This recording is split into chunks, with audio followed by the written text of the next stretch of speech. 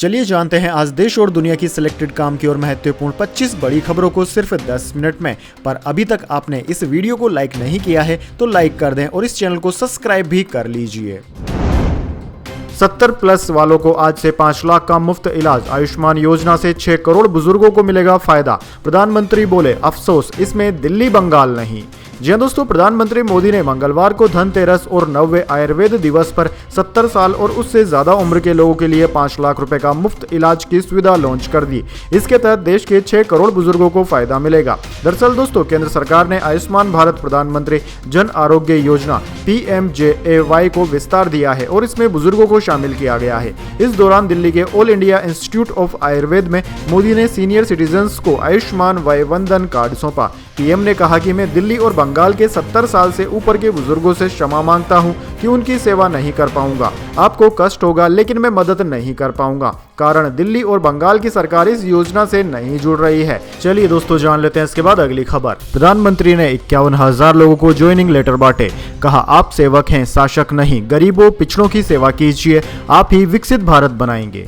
जी हाँ दोस्तों, प्रधानमंत्री मोदी ने मंगलवार को देश के 40 जगहों पर आयोजित रोजगार मेले में 51,000 युवाओं को ज्वाइनिंग लेटर बांटे। लोकसभा चुनाव के बाद प्रधानमंत्री मोदी के तीसरे कार्यकाल का यह पहला रोजगार मेला है। मेले की शुरुआत अक्टूबर 2022 में हुई थी। दोस्तों, अब तक 13 मेलों में 8.50 लाख से ज्यादा युवाओं को नौकरी दी जा चुकी है। इससे पहले आखिरी रोजगार मेला 12 फरवरी 2024 को आयोजित किया गया था, जिसमें 1 लाख से ज्यादा लोगों को ज्वाइनिंग लेटर बांटा गया था। इस दौरान प्रधानमंत्री मोदी ने जॉब लेटर पाने वाले युवाओं से कहा कि आप जनता के सेवक हैं, शासक नहीं, इसलिए आप गरीबों पिछड़ों की सेवा कीजिए। अगले 25 सालों में आप ही विकसित भारत बनाएंगे। चलिए दोस्तों, जान लेते हैं अगली खबर। 450 रुपए में सिलेंडर के लिए नई गाइडलाइन। राशन डीलर के पास जाना होगा, करानी होगी परिवार और गैस कनेक्शन की जानकारी अपडेट। जी हाँ दोस्तों, आपने बिल्कुल सही सुना। अगर आप भी चाहते हैं 450 रुपए में रसोई गैस सिलेंडर, तो अब आपको आधार नंबर और गैस कनेक्शन की जानकारी दोबारा से देनी होगी। इसके लिए लोगों को राशन डीलर के पास जाकर पोस्ट मशीन में यह डाटा ऐड करवाना होगा। ऐसा नहीं होने पर सस्ता सिलेंडर नहीं मिल पाएगा। दरअसल दोस्तों, राष्ट्रीय खाद्य सुरक्षा योजना NFSA से जुड़े परिवारों को सरकार की ओर से 450 रुपए में सिलेंडर उपलब्ध करवाना था। सरकार ने 1 सितंबर से योजना शुरू की थी, लेकिन इसका फायदा अब तक परिवारों को नहीं मिल रहा है। राज्य सरकार ने सरकारी तेल कंपनियों से प्रदेश के सभी गैस उपभोक्ताओं का कनेक्शन नंबर और आधार नंबर की डिटेल मांगी थी। इन कंपनियों ने यह डाटा सरकार से शेयर करने से मना कर दिया था। डेटा नहीं मिलने से योजना का लाभ परिवारों को नहीं मिल पाया। अब सरकार ने नई गाइडलाइन जारी की है। इसके तहत NFSA परिवारों को अब राशन डीलर के यहाँ जाना होगा। चलिए जान लेते हैं अगली खबर। आधार वोटर आईडी में पुरानी फोटो तो भर्ती परीक्षा में नो एंट्री। कर्मचारी चयन बोर्ड के चेयरमैन बोले कैंडिडेट्स को दस्तावेज अपडेट कराने होंगे। जी हाँ दोस्तों, राजस्थान में प्रतियोगी परीक्षाओं में धांधली रोकने के लिए कर्मचारी चयन बोर्ड ने अब एक नया फैसला किया है। इसके तहत भर्ती परीक्षा में शामिल होने वाले अभ्यर्थियों को अपने मूल दस्तावेजों में फोटो को अपडेट कराना जरूरी होगा। अगर किसी अभ्यर्थी की फोटो 3 साल या उससे ज्यादा पुरानी होगी तो उसे भर्ती परीक्षा में शामिल नहीं किया जाएगा। दरअसल दोस्तों, कर्मचारी चयन बोर्ड द्वारा आयोजित की जाने वाली भर्ती परीक्षाओं में अभ्यर्थियों के प्रवेश पत्र के साथ ही उनके मूल दस्तावेज, आधार कार्ड, वोटर ID कार्ड और ड्राइविंग लाइसेंस का वेरिफिकेशन भी किया जाता है। इन दस्तावेजों में कई बार अभ्यर्थियों की काफी पुरानी या फिर बचपन की फोटो लगी होती है। इसकी वजह से मूल दस्तावेज की फोटो से उनके वर्तमान चेहरे का मिलान करना काफी कठिन होता है। चलिए दोस्तों, जान लेते हैं अगली खबर। अमेरिका चुनाव से पहले 2 जगह बैलेट बॉक्स फूंके। 75% लोगों को हिंसा का डर। 2020 में ट्रंप समर्थकों ने संसद पर अटैक कर दिया था। जी हाँ दोस्तों, अमेरिका में चुनाव से ठीक 7 दिन पहले 2 जगहों पर बैलेट बॉक्स में आग लगाने की घटना सामने आई है। पहला मामला वाशिंगटन के वैंकूवर का है, जहां बैलेट बॉक्स में आग लग गई। इसमें जमा हुए सैकड़ों बैलेट पेपर जलकर राख हो गए। बैलेट बॉक्स के जलने की दूसरी घटना ओरेगन के पोर्टलैंड में हुई।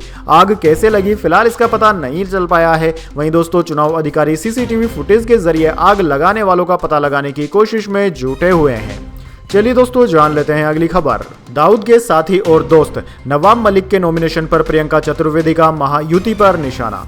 जी हां दोस्तों, महाराष्ट्र विधानसभा चुनाव 2024 के लिए NCP नेता नवाब मलिक ने आज मंगलवार को नामांकन दाखिल किया। इसको लेकर शिवसेना UBT सांसद प्रियंका चतुर्वेदी ने बीजेपी के नेतृत्व वाले महायुति गठबंधन पर हमला किया। उन्होंने सवाल पूछा कि देशभक्ति का सर्टिफिकेट बांटने वाले लोग कहां गए। प्रियंका चतुर्वेदी ने कहा कि दाऊद का साथी अब आशीष सेलार और देवेंद्र देवेंद्र फडणवीस का करीबी बन गया है।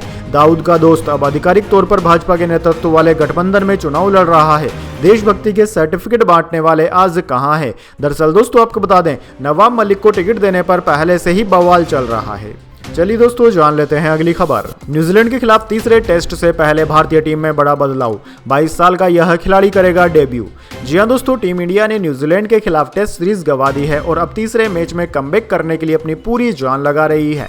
इसी क्रम में टीम में एक बड़ा बदलाव किया गया है। तेज गेंदबाज हर्षिल राणा को भारतीय टीम में शामिल किया गया है। मुंबई टेस्ट 1 नवंबर से खेला जाएगा। दोस्तों दिल्ली के 22 वर्षीय तेज गेंदबाज, जिन्होंने मौजूदा सत्र में गेंद और बल्ले दोनों से प्रभावित किया है, शुक्रवार को टेस्ट क्रिकेट में डेब्यू कर सकते हैं। वह दिल्ली के लिए राउंड 4 के मैच में नहीं खेल पाएंगे और मंगलवार शाम को मुंबई के लिए रवाना होंगे।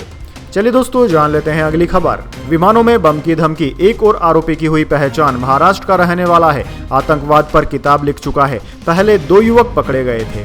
जी हां दोस्तों, विमानों में बम की धमकी देने के मामले में एक और आरोपी की पहचान मंगलवार को हो गई।